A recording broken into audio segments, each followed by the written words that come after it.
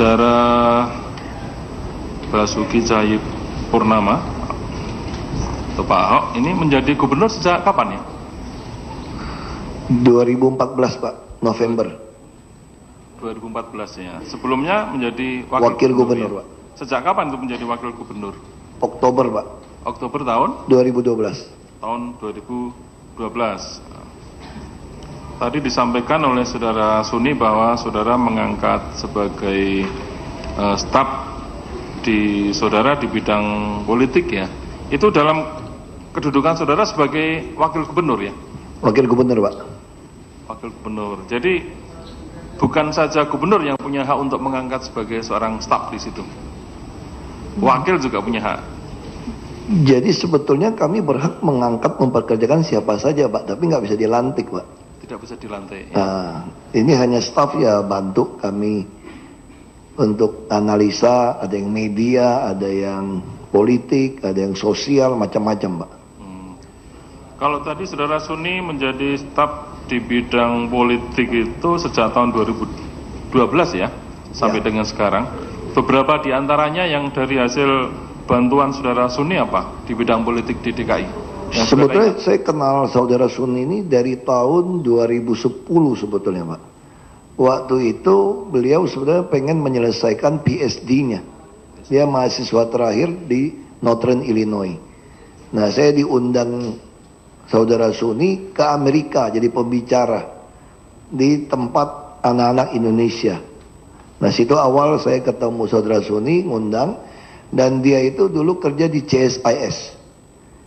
CSIS itu untuk menganalisa banyak sekali politik, kaji buku, nah sehingga kami banyak bicara. Nah setelah saya jadi wagub, jadi kayak teman ngobrol, ya istilahnya orang ya jadi staff, karena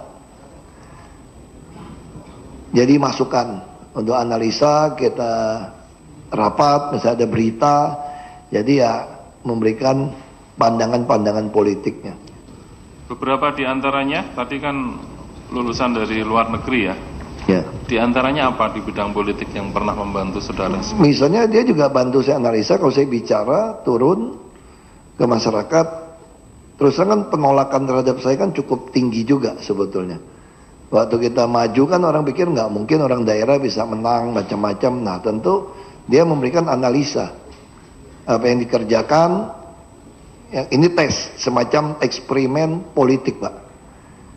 Karena saya kan dianggap sebetulnya agak anomali. Kita tidak menggunakan uang, kita tidak ada baksos, tidak ada nyogok. Nah yang kami lakukan ini kan sesuatu yang saya percaya politik akar sehat itu dari menunjukkan kinerja.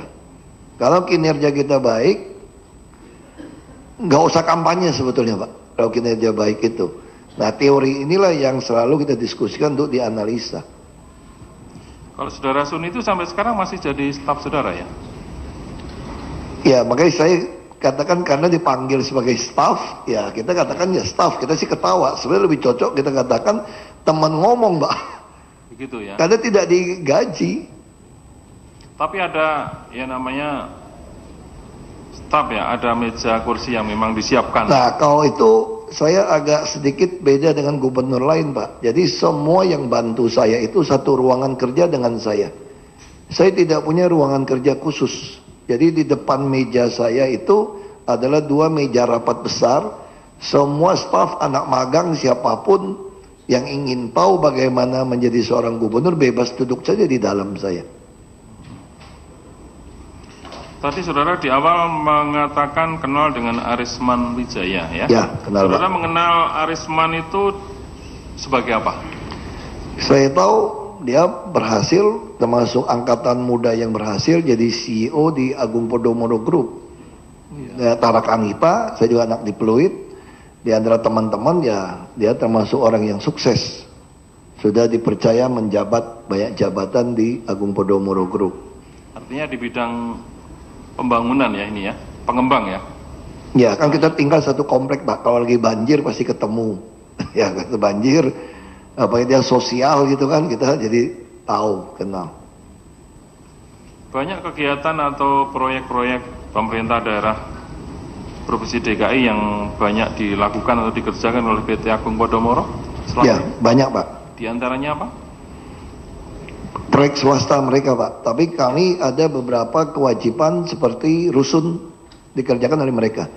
Jadi pengembang itu punya kewajiban sebetulnya untuk membangun rusun.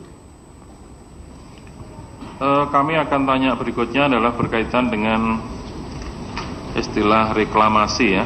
Ini yang baru-baru ini sedang mengemuka ya, termasuk di Lampung. Itu reklamasi itu apa sebenarnya? Jadi maksud dengan reklamasi itu apa? Terjemahannya reklamasi kira-kira ya menguruk laut kira-kira gitu Pak, supaya jadi daratan. Jadi istilahnya pengembangannya itu laut di reklamasi itu ya disebut kegiatan penimbunan dan pengeringan laut di bagian pelautan Laut Jakarta. Apakah di Laut Jakarta selama ini masih dibutuhkan untuk reklamasi itu? Kalau kita melihat putusan Presiden nomor 52 tahun 95 dengan menimbang bahwa untuk mewujudkan fungsi kawasan pantai utara Jakarta sebagai kawasan andalan diperlukan upaya penataan dan pengembangan kawasan pantai utara melalui reklamasi pantai utara. Itu tahun berapa tadi? 95 Pak, nomor 52. Jadi apakah itu yang menjadi dasar hukum untuk adanya reklamasi di pantai utara? Iya. Selain itu ada lagi barangkali dasar hukum yang lain yang saudara tahu? Jadi dasar hukum yang pertama itu adalah Kepres. Membuat, lalu dari Bappenas juga membuat. Jadi Kepres ini sampai mengatur bentuk pulaunya pun diatur oleh Kepres ini Pak. Jadi yang menentukan bentuk pulau, jumlah pulau semua adalah Kepres tahun 95 Pak. Reklamasi yang saudara maksud di pantai utara itu sebenarnya sudah ada sejak kapan pengurukannya itu terjadi? Sebetulnya setelah tahun 95 Pak. Jadi di Kepres ini mengamanatkan di pasal 4 wewenang dan tanggung jawab reklamasi Pantura berada pada Gubernur Kepala Daerah Khusus Ibu Kota Jakarta. Nah setelah ini tahun 97 pertama kali dibuat reklamasi itu Pulau Manggala Karya Yuda MKY tahun 97.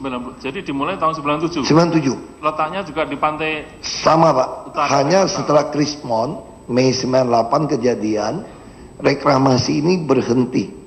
Berhenti ya. Itu awalnya Pak.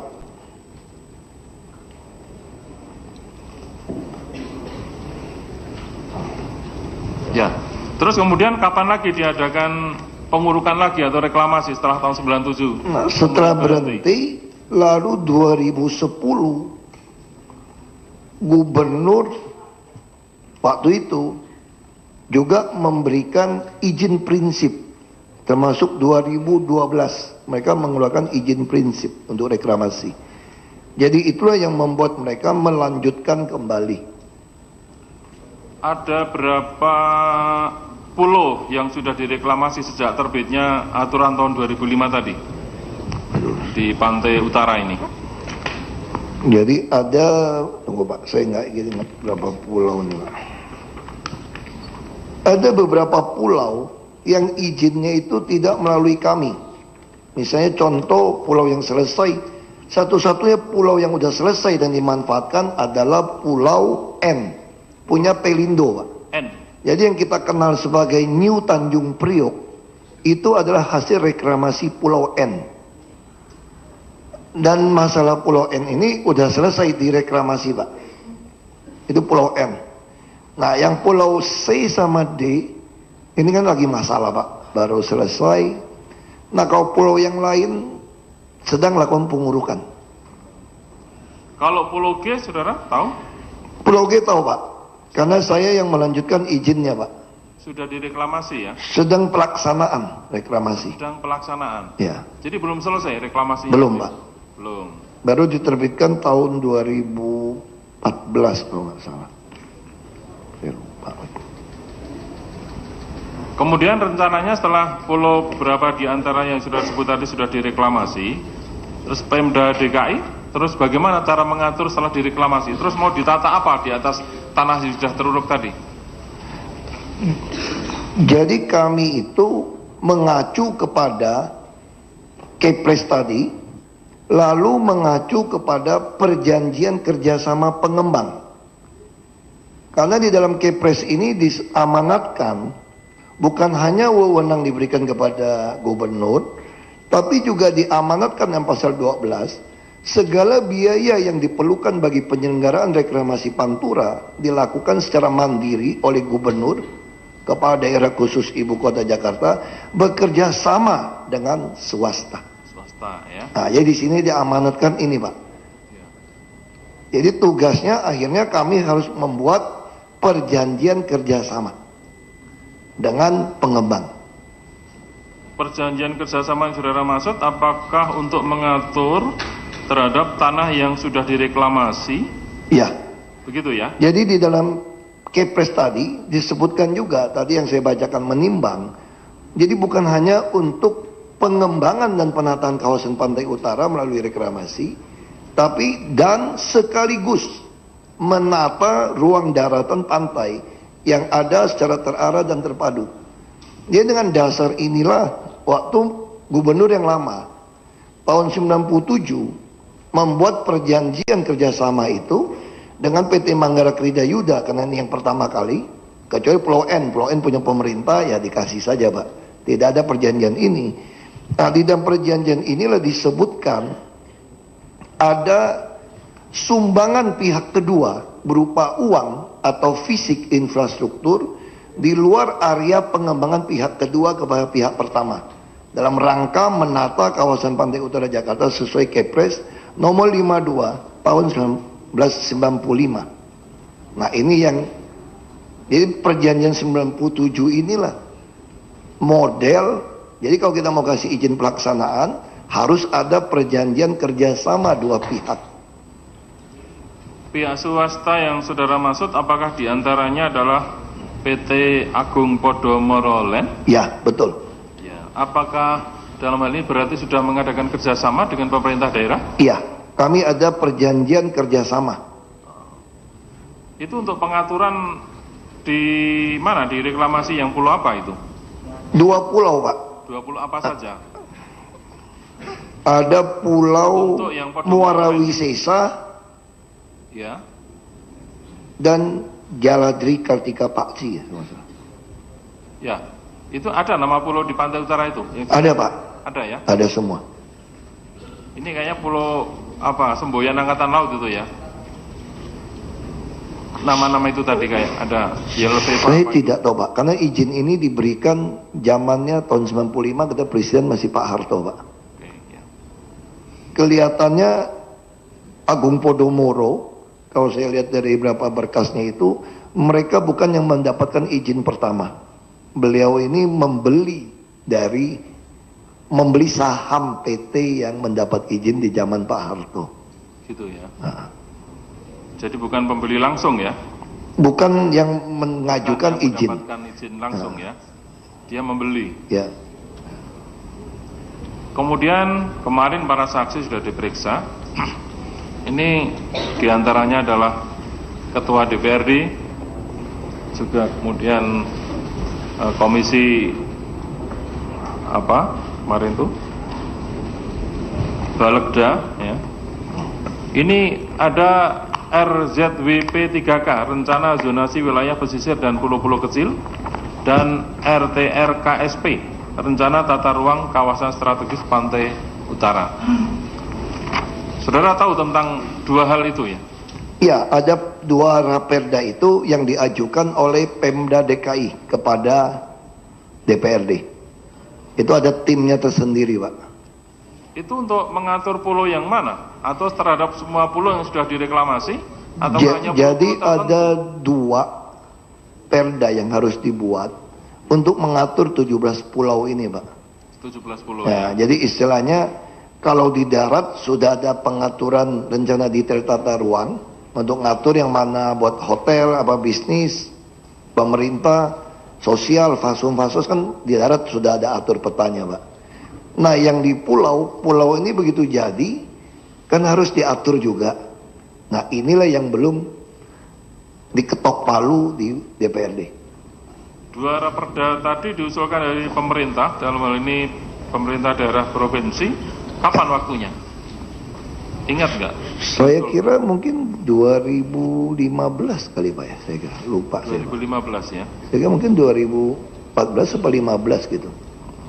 Kalau dari pemerintah, SKPD saudara siapa untuk mengusulkan ini?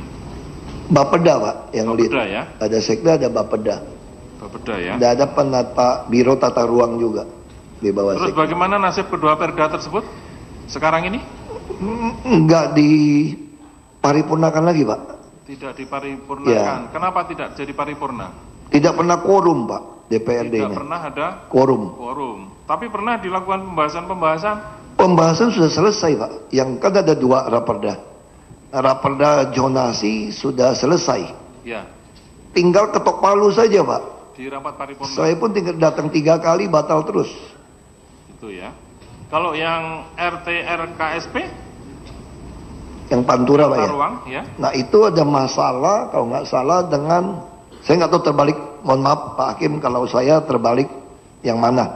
Tapi ada satu raperda itu tidak bisa selesai, masalah kontribusi tambahan.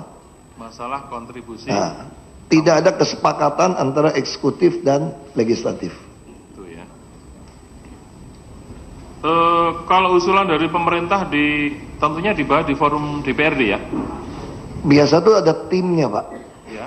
Dan itu direkam biasanya dari Bapeda. Saya tidak ikutin teknisnya Pak. Iya, rapat pembahasannya dilakukan di mana? Di kantor gubernur kah? Di DPRD Pak biasanya Pak. DPRD kan? DPRD. Oke. Kalau usulan dari pemerintah, tentunya mestinya ada tanda tangan seorang gubernur ya di situ ya? Belum? Kalau usul Usul, kan? raperda Usul iya, dari usul pemerintah. iya. Itu Mesti resmi saudara Pak. tanda Iya. tangan, kan? Iya, ada Saudara raperda. masih ingat bagaimana usulan dari pemerintah soal tambahan retribusi? Yang saya ingat kami minta kontribusi tambahan. Ya, Ada nilainya Pak, 15%. 15%. Terus dari eksekutif bisa menentukan 15% itu dari mana rumusnya? Jadi sebenarnya rumusnya gini Pak. Tadi kan kita ada Kepres yang mengatur ada sekaligus menata ruang daratan pantai. Jadi orang buat pulau.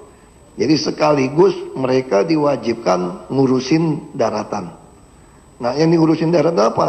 Nah saya melihatnya ada di MKY tadi. Perjanjian tahun 97. Nah di 97 inilah disebutkan bahwa ada kontribusi merupakan sumbangan pihak kedua. Uang atau fisik infrastruktur. Nah saya sampaikan kalau seperti ini nilainya berapa? Lalu kita membuat pertemuan dengan pengembang. Waktu itu Pak Arisman juga hadir di Pantai Mutiara. Saya masih wagub.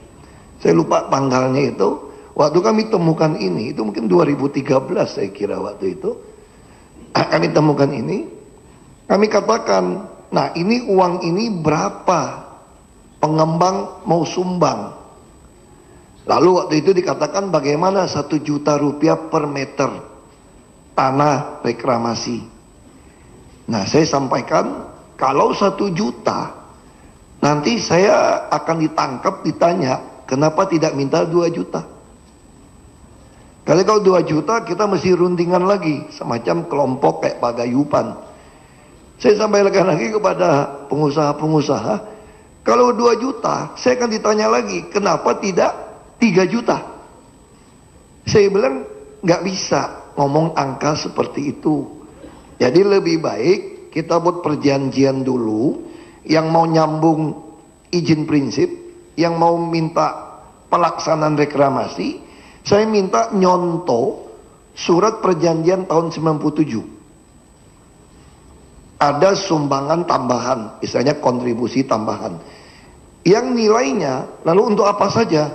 Nah di situ kita sebutkan kan untuk mengatasi banjir, rumah pompa, jalan inspeksi, rumah susun, bendungan,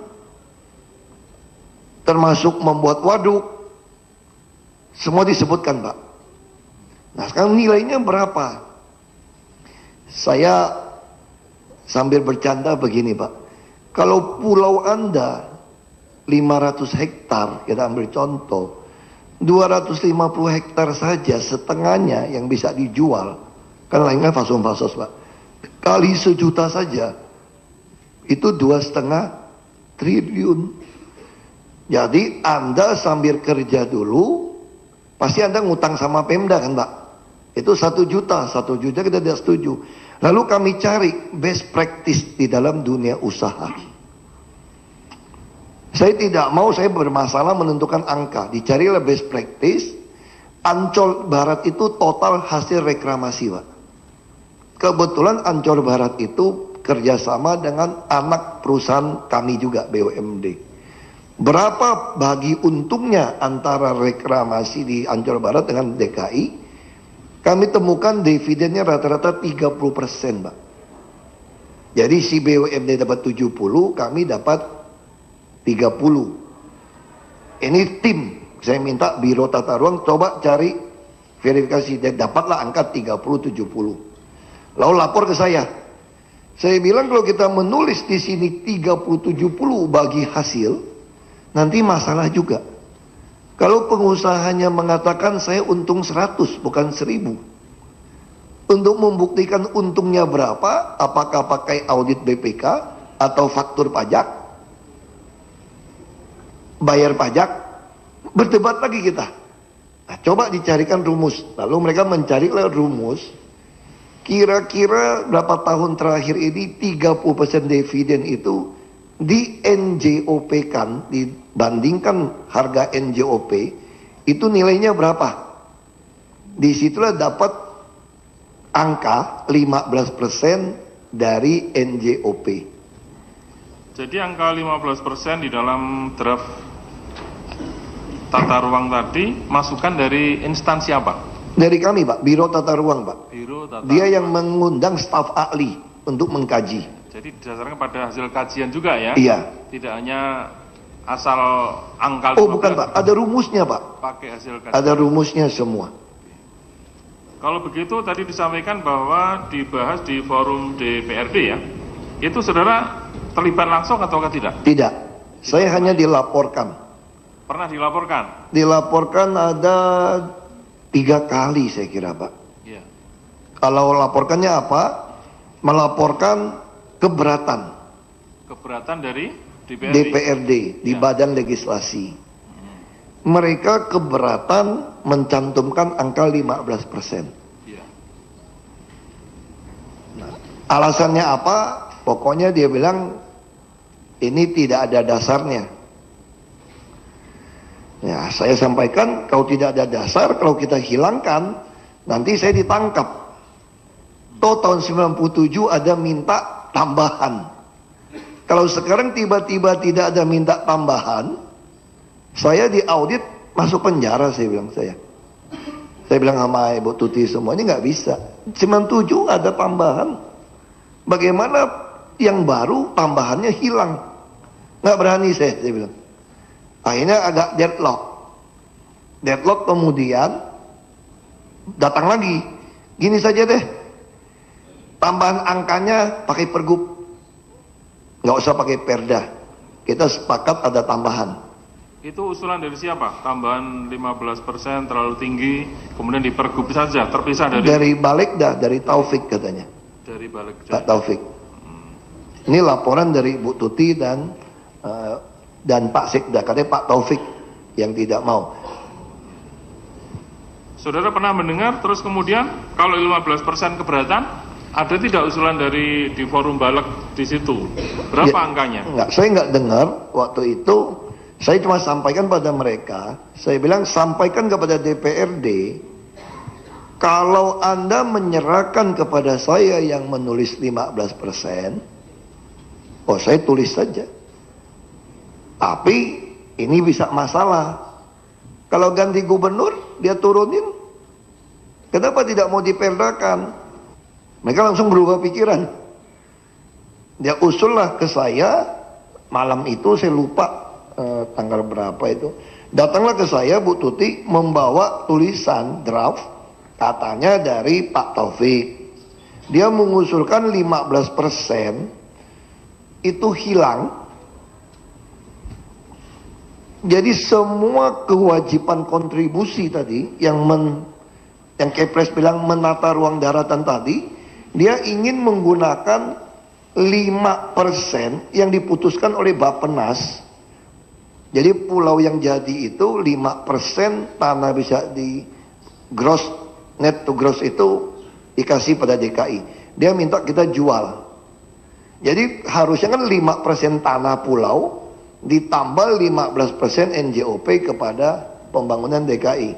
Nah tiba-tiba dia ngajukan kepada saya 15% hilang, mau ditukar kewajiban tambahan 15% itu dari penjualan tanah kami 5%. Makanya saya marah malam itu bulan Maret Pak. Saya marah, dia bilang ini dari Pak Taufik. Saya bilang sama Bu Tuti, saya marah, orang gila ini. Ini bisa pidana korupsi nih. Balikin.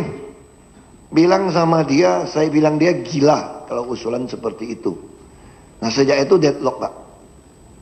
Sampai sekarang ya? Ya dia diamin Pak, udah nggak ada lagi Pak. Jadi akhirnya yang disepakati antara pertemuan di forum Balegda antara pemerintah dengan DPRD tadi, apakah yang angka 15% tambahan kontribusi akhirnya nggak ada sepakat akhirnya Pak.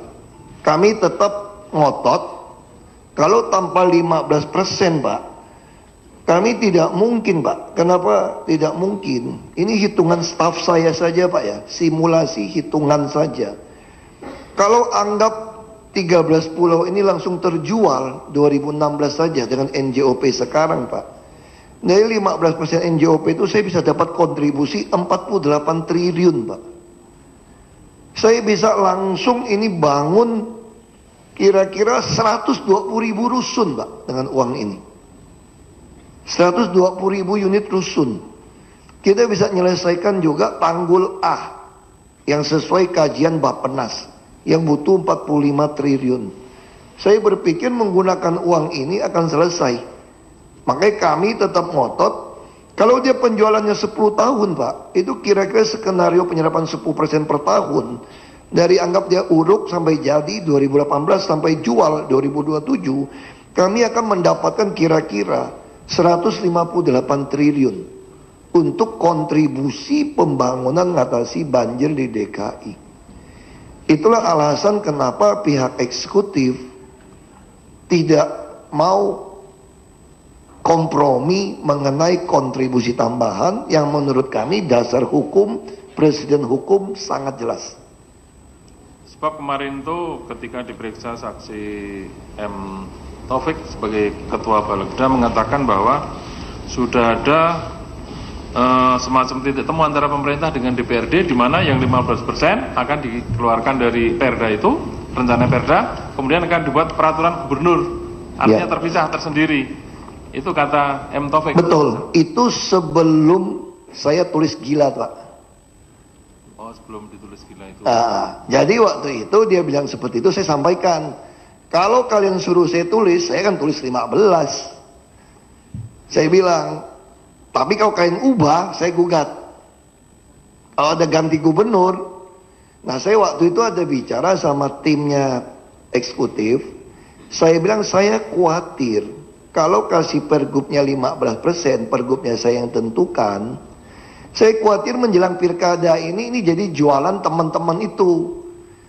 Siapa yang mau jadi gubernur kami, asal 15% dihilangin, kami akan dukung. Makanya saya bilang kalau itu bisa kerugian buat DKI. Tapi saya nggak bicara sama DPRD, saya cuma bicara sama teman-teman. Ini ada niat nakal, makanya saya minta, kalau dia minta perdanya mengatur gubernur yang menentukan 15%, saya ingin segera pergubnya, draftnya disiapkan. Jadi begitu dia ketok palu hari itu, perda masuk ke saya, tanda tangan, pergubnya saya keluarin. Mumpung saya masih gubernur. Ya kalau nanti siapapun jadi gubernur pengganti saya, kalau dia merubah pergub 15%, saya akan laporkan kerugian negara. Nah saya bisa ngomong kayak gitu, si Taufiknya berubah pikiran. Tidak lagi disahkan lagi perdanya. Lalu dia masukkanlah yang 5% sebagai usulan. Jadi sampai sekarang itu Perda tentang tata ruang tadi belum disahkan ya? Mereka nggak mau rapat Pak, nggak mau paripurna. Tiap kali datang nggak cukup anggotanya Pak. Oke. Sekarang kami tanya, saudara tahu apa sebabnya Arisman Wijaya sekarang didudukan sebagai Tahu tersangka? Pak, baca berita Pak. Ya, apa yang saudara tahu? Kasih uang kepada Sanusi, Kasih uang kepada. ketangkep KPK. Berkaitan dengan apa yang saudara tahu? Ya. Saya nggak tahu Pak, kalau itu saya baca-baca berita saja. Bisa saja Pak, karena saya juga kenal Sanusi Pak. Kenal ya. Coba sekarang saudara Suni kami tanya sedikit. Ya, tadi adalah staf di bidang politik ya kepada Gubernur DKI ya. Betul Pak. Kalau kaitannya dengan reklamasi saudara tahu? Tahu dalam hal apa Pak? Ya. Kalau reklamasi itu termasuk bidang politik atau bukan? Bukan Pak. Bukan. Artinya berkaitan dengan reklamasi soal rencana peraturan daerah saudara tidak tahu sama sekali? Ada beberapa yang saya tahu Pak. Ada tahu. Di perda yang mana? Kan tadi ada 2 perda. Di perda yang terkait dengan tata ruangnya Pak. Tata ruang ya. Saudara tahunya bagaimana tentang perda yang berkaitan dengan tata ruang? Karena dari beberapa pihak paguyuban reklamasi ada yang menyampaikan masukan-masukan mereka kepada Pak Gubernur melalui saya. Apa yang disampaikan masukan tersebut? Banyak sekali Pak, terutama tentang Raperda itu. Jadi kalau boleh saya jelaskan Pak, selama terjadi diskusi antara tim pemerintah daerah dengan para stakeholders di pemerintah, memang kalau dilihat dari sisi pemikiran ada perbedaan yang cukup mendasar. Karena dari tim pemerintah daerah itu memiliki konsultan yang isinya kebanyakan juga akademisi.